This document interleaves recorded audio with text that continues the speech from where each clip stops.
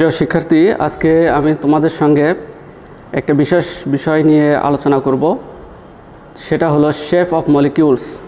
আজকে যে টিউটোরিয়ালটা হবে সেটা হলো একদম এভারগ্রিন, অর্থাৎ ক্লাস 9-10 থেকে শুরু করে অনার্স মাস্টার্সের স্টুডেন্টরাও এই ক্লাসটা করতে পারবে, অর্থাৎ সবার জন্যই প্রযোজ্য। যেমন একটা টেন্স, ইংরেজির টেন্স যেমন এভারগ্রিন, ক্লাস 6 থেকে শুরু করে সারা জীবনই এটা লাগে, ঠিক এই রকম আমার এই ক্লাসটাও ওই রকমই হবে। আচ্ছা, শেপস অফ মলিকিউল এর অর্থ হলো যে অণুর আকৃতিটা কীরকম সেটা আমরা বুঝবো এই বলগুলো দিয়ে। এই বলগুলো দিয়ে আমরা অনায়াসে অণুর আকৃতি কীরকম হয় সেটা আমরা বুঝতে পারবো। ঠিক আছে, আমার কাছে বিভিন্ন ধরনের বল আছে, এইগুলো আছে, এগুলোর কাজ কি আমি সেটা একটু পরেই দেখাবো। ঠিক আছে, তো শেপ অফ মলিকিউলস অর্থাৎ অণুর গঠন বুঝতে গেলে আমাদের প্রথমে যেটা জানতে হবে সেটা হলো আণবিক সংকেত এবং গাঠনিক সংকেত। তো আণবিক সংকেত এবং গাঠনিক সংকেত কাকে বলে সেটা আমরা আগে জানবো। আণবিক সংকেত হলো যে সংকেত দ্বারা অণুতে পরমাণুগুলোর সত্যিকার সংখ্যা জানা যায় তাকে বলা হয় আণবিক সংকেত। ঠিক আছে, তাহলে আণবিক সংকেত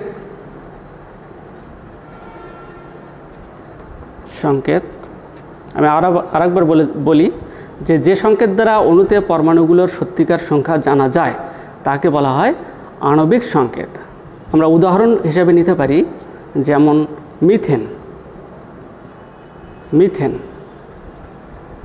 মিথেনের সংকেত হলো CH4। আমি বলেছি যে সংকেত দ্বারা অণুতে পরমাণুগুলোর সত্যিকার সংখ্যা জানা যায় তাকে আণবিক সংকেত বলে। যেমন এখানে কার্বনের সত্যিকার সংখ্যা হলো 1টা, আর হলো হাইড্রোজেনের সত্যিকার সংখ্যা হলো 4টি। ঠিক আছে, সেজন্য মিথেনের সংকেত হলো CH4। আর গাঠনিক সংকেত বলে গাঠনিক সংকেত হলো যে সংকেত দ্বারা অণুতে পরমাণুগুলো পরস্পর কিভাবে সংযুক্ত আছে তা যে সংকেত দ্বারা প্রকাশ করা হয় তাহাকে বলা হয় গাঠনিক সংকেত। যেমন মিথেনের গাঠনিক সংকেত হলো CH.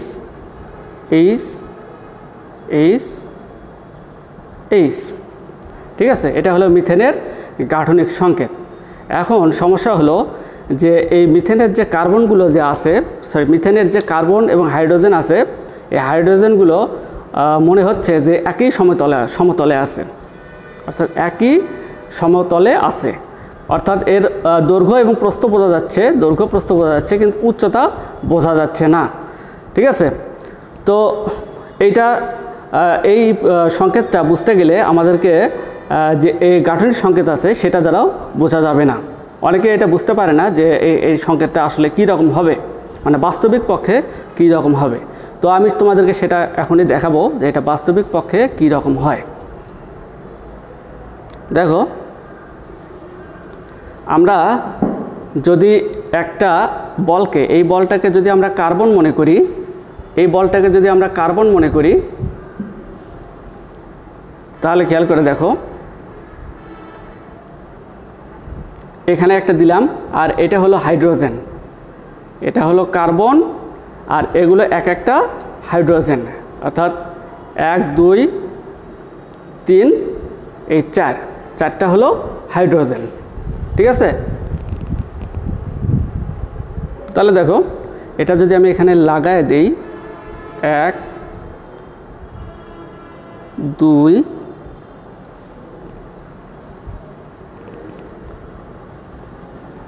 3 এই হলো 4।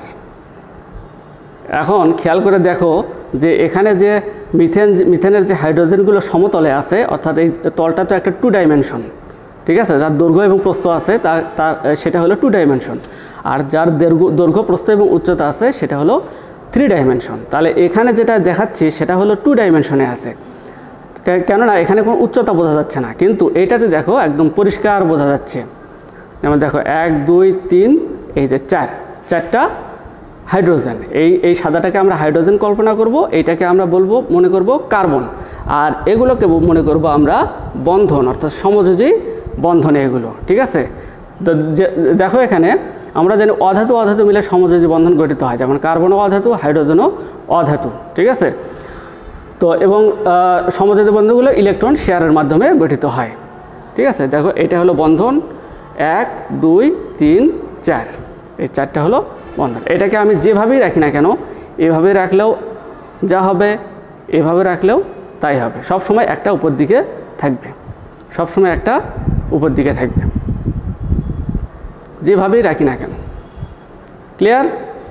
এখন আর একটা বিষয় আছে, এখানে কার্বন এবং হাইড্রোজেনের মধ্যে একটা কোণ আছে। দেখো এই হাইড্রোজেন এই হাইড্রোজেন এই হাইড্রোজেনের মধ্যে একটা কোণ আছে, সেই কোণটা হলো এই একটা কোণ আছে, কোণটা হলো 109.5 ডিগ্রি, ঠিক আছে। তো এখানে ক্লিয়ার বোঝা যাচ্ছে না, অর্থাৎ এই বন্ধন থেকে এই বন্ধনের যে কোণ সেটা হলো 109 ডিগ্রি। এখন তাহলে প্রশ্ন হতে পারে যে এখানে 109 ডিগ্রি, তাহলে এখান থেকে এখানে কত, এখান থেকে এখানে কত? এখন প্রিয় শিক্ষার্থী, এখন এটা হলো যে কোনো এখানে যে কোণ আছে সেটা একদম আলাদা নয়, সবগুলো কোণই একই রকম, অর্থাৎ এই বন্ধনগুলো একই দূরত্বে আছে। এখান থেকে এখানে 109 হবে, এখান থেকেও এখানে 109, এখান থেকে এখানেও 109, এখান থেকে এখানেও 109, অর্থাৎ যেটার সঙ্গে তুমি তুলনা করো না কেন, দুইটা মিলে সবসময় 109.5 ডিগ্রি কোণ থাকবে, ঠিক আছে। আচ্ছা, তাহলে এটা গেল আমাদের মিথেনের আকৃতি। আজকে অনেক স্টুডেন্টই বুঝতে পারে না এই জিনিসটা কীরকম হবে, আজকে আশা করি তোমরা বুঝতে পারছো, ঠিক আছে। এটা হলো মিথেন। আচ্ছা, এবার নেক্সট আমরা যেটাতে আসব সেটা হলো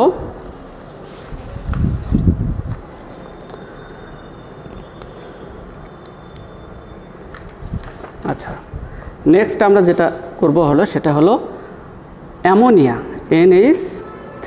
অ্যামোনিয়ার আণবিক সংকেত হলো এইটা NH3, আর হলো গাঠনিক সংকেত হলো মাঝখানে থাকবে N, এই পাশে একটা থাকবে H, এই পাশে একটা থাকবে H, আর মাঝখানে একটা থাকবে H, ঠিক আছে।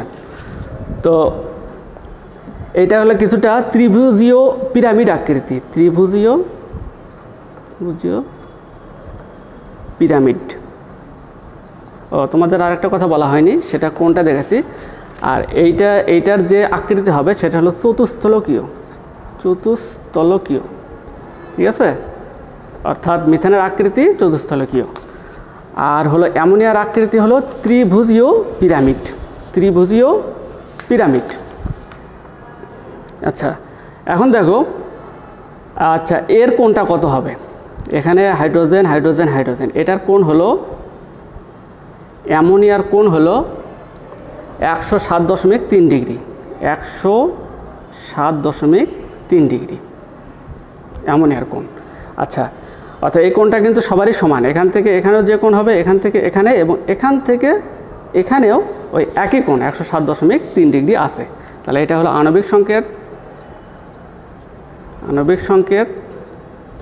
এটা হলো গাঠনিক সংকেত, আচ্ছা, আর যেটা আমি সত্যিকার অর্থে দেখাবো সেটা হলো এইটা হলো আসল সংকেত, অর্থাৎ আসল আকৃতি বা গঠন। যেমন দেখো, এটা যদি নাইট্রোজেন হয়, নাইট্রোজেনের একটা লাগালাম হাইড্রোজেন, সরি এখানে না, এই পাশে, এই একটা হাইড্রোজেন, এই একটা হাইড্রোজেন, এই একটা হাইড্রোজেন।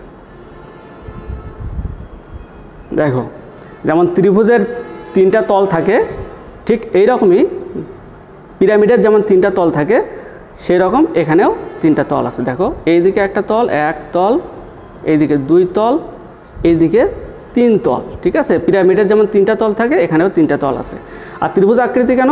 দেখো, এখান থেকে এখানে একটা দাগ টানো, এখান থেকে এখানে একটা, এখান থেকে এখানে একটা, এখান থেকে এখানে একটা, ঠিক আছে। এই জন্য এটা হলো ত্রিভুজীয় পিরামিড, ঠিক আছে। আশা করি তোমরা বুঝতে পারছো। এটা হলো অ্যামোনিয়া গেল। এবার নেক্সট যেটা তোমাদেরকে দেখাবো সেটা হলো পানি। আসো দেখি, পানির সংকেত আমরা জানি, পানির আণবিক সংকেত হলো H2O, পানির আণবিক সংকেত, এবং এর গাঠনিক সংকেত হলো O, এইদিকে একটা H, এইদিকে একটা H। আর এটা দেখো উল্টা ভি আকৃতি, এটা আকৃতি যেটা বলা হয় সেটা হলো ভি আকৃতি, ভি আকৃতি। এবং এই হাইড্রোজেন থেকে এই হাইড্রোজেনের যে কোণ উৎপন্ন করে সেটা হলো 104.5 ডিগ্রি, 104.5 ডিগ্রি কোণ উৎপন্ন করে। আর পানির আকৃতি হবে কীরকম, আমি এটা বাস্তবিক পক্ষে দেখাই। দেখো, এটা যদি আমরা অক্সিজেন মনে করি, আর এই দুটা যদি আমরা হাইড্রোজেন মনে করি, এই দুইটা হাইড্রোজেন আর এই দুটা হলো বন্ধন, তাহলে দেখো গঠনটা কীরকম হয়। গঠনটা হয় এখানে একটা, এখানে একটা। এটাকে যদি আমি এভাবে ফেলে দেই, দেখো ভি হয়, এই এই এই ঠিক আছে, দেখো ভির মতো হয়েছে। সেজন্য পানির আকৃতি হলো ভি। আশা করি তোমরা বুঝতে পারছো, ঠিক আছে।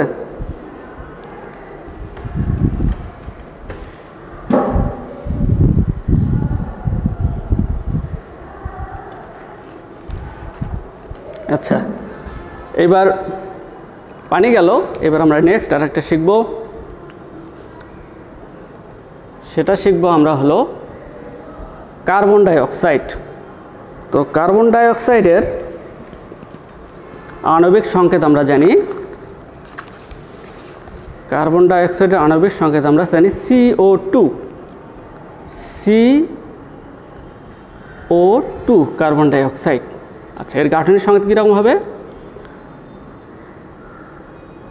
সরি, এটা সি ডাবল বন্ড ও, আর এটা হলো একটা সরল রৈখিক, ঠিক আছে, অর্থাৎ এর কোণ হবে 180 ডিগ্রি, ঠিক আছে। তো আসো আমরা এটা দেখে ফেলি কার্বন ডাই অক্সাইডটা কীরকম হয়। তো এইটা যদি একটা কার্বন হয়, দেখো এটা যদি কার্বন হয়, এগুলো আমি বন্ধনগুলো আগে লাগাই।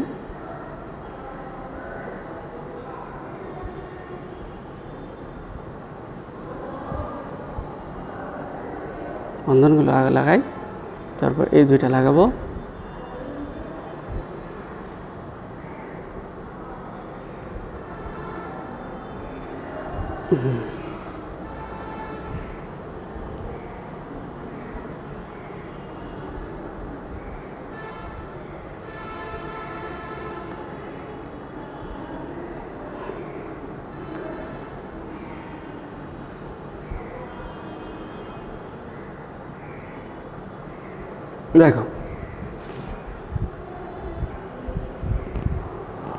দেখো ঠিক কার্বন ডাই অক্সাইড, এটা যদি এর উপর বসাই, দেখো দুই বন্ধন, এটা হলো অক্সিজেন, এটা অক্সিজেন, আর ভেতরেরটা কার্বন, দেখো একদম সেম, ঠিক আছে।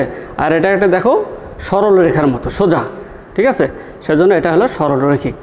আচ্ছা, আমরা নেক্সট যেটা শিখব সেটা হলো অ্যালকিন বা ইথিন। আচ্ছা, ইথিনের আণবিক সংকেত হলো C2H4, ঠিক আছে। তাহলে এর গাঠনিক সংকেত হলো এইরকম, সি ডাবল বন্ড সি, এইদিকে একটা এইচ, এই পাশে একটা এইচ, এই পাশে একটা এইচ, এই পাশে একটা এইচ, ঠিক আছে। এটা হলো ইথিন। আচ্ছা, এটা হলো আণবিক সংকেত, এটা হলো গাঠনিক সংকেত। তাহলে আমরা এখন দেখি এটা কীরকম হয়। প্রথমে আমরা আগে দ্বিবন্ধনটা করে নেই, এই কার্বন আর এই কার্বন, এটাকে আমরা কার্বন ধরলাম, প্রথম কার্বন, এটাকে আমরা দ্বিতীয় কার্বন ধরলাম। আচ্ছা, এটা হলো, এটা পরের কার্বন, এগুলো হলো বন্ধন, আমরা দুইটা একসঙ্গে লাগাই। ব্যাস, এই মাঝখানেরটা হয়ে গেল। দেখো কার্বন কার্বন, দ্বিবন্ধন, এই যে দ্বিবন্ধন। এখন আমরা কি করব, 4টা হাইড্রোজেন লাগিয়ে দেব। 4টা হাইড্রোজেন এখানে আছে আমার কাছে, দেখো 4টা হাইড্রোজেন, 1, এর পাশে 2, এর পাশে দেখো 3, এর পাশে হলো 4। ঠিক আছে, এখন ভালো করে খেয়াল করে দেখো, এই যে দেখো all the same, hydrogen hydrogen hydrogen hydrogen hydrogen, এই হাইড্রোজেন এই হাইড্রোজেন এই হাইড্রোজেন এই hydrogen, carbon carbon carbon carbon, এখানে 2 বন্ধন আছে, এখানেও 2 বন্ধন আছে, ব্যাস। ঠিক আছে, এটা হলো ইথিন, এটা হলো ইথিন। আশা করি বুঝতে পারছো। আচ্ছা, আমরা নেক্সট অণুতে যাই। নেক্সট অণু যেটা আছে সেটা হলো aluminium trichloride. Aluminium trichloride, aluminium ট্রাইক্লোরাইডের আণবিক সংকেত হলো AlCl3, অ্যালুমিনিয়াম ট্রাইক্লোরাইড। আর এর গাঠনিক সংকেত হবে Al, এইদিকে একটা ক্লোরিন, এইদিকে একটা ক্লোরিন, এইদিকে একটা ক্লোরিন। ঠিক আছে, তো এইটার আমরা সংকেতটা দেখাই, আসল সংকেতটা। তাহলে এইটা ছোটোটা হবে অ্যালুমিনিয়াম। আমরা জানি যে একই পর্যায়ে বাম থেকে ডান দিকে গেলে পারমাণবিক আকার হ্রাস পায়, যেহেতু অ্যালুমিনিয়াম পরে আছে। আচ্ছা, যাই হোক, আমার একটু ভুল হয়ে গেল। আচ্ছা, ওই প্রসঙ্গটা পরে আসি। এখন দেখো, তাহলে অ্যালুমিনিয়াম এটাকে আমরা ধরলাম, 1 বন্ধন দিলাম, 2 বন্ধন। আমাদেরকে এটা জানতে হবে, জানি যে আমরা যে যার যে কয়েক যোজনী থাকে তার বন্ধন সেই কয়টি হয়। অ্যালুমিনিয়ামের যোজনী আমরা 3 জানি, সেজন্য এর 3টি হাত আছে। তাহলে 3টি হাত কি করবে? 3টি ক্লোরিনকে ধরবে, 1, এই 2, এই 3। ঠিক আছে, দেখো এটা যদি এর উপর ফেলি, দেখো, ঠিক আছে, কত সুন্দর, অ্যালুমিনিয়াম ক্লোরিন ক্লোরিন ক্লোরিন, বাস। তাহলে অ্যালুমিনিয়াম ট্রাইক্লোরাইড হয়ে গেল। আচ্ছা, সব শেষ, সব শেষ, মানে এই টিউটোরিয়াল শেষ। অণুর সংখ্যা তো আর শেষ নাই, অসংখ্য কোটি কোটি অণু আছে। আচ্ছা, সব শেষ যেটা আমি দেখাবো সেটা হলো নাইট্রিক অ্যাসিড। নাইট্রিক অ্যাসিডের সংকেত HNO3। আর এর হলো গাঠনিক সংকেত কী হবে? গাঠনিক সংকেত হবে N, এদিকে হবে O, এদিকে একটা O, এইদিকে একটা O, এখানে একটা H। ঠিক আছে, এটা হলো নাইট্রিক অ্যাসিড। Nitric acid.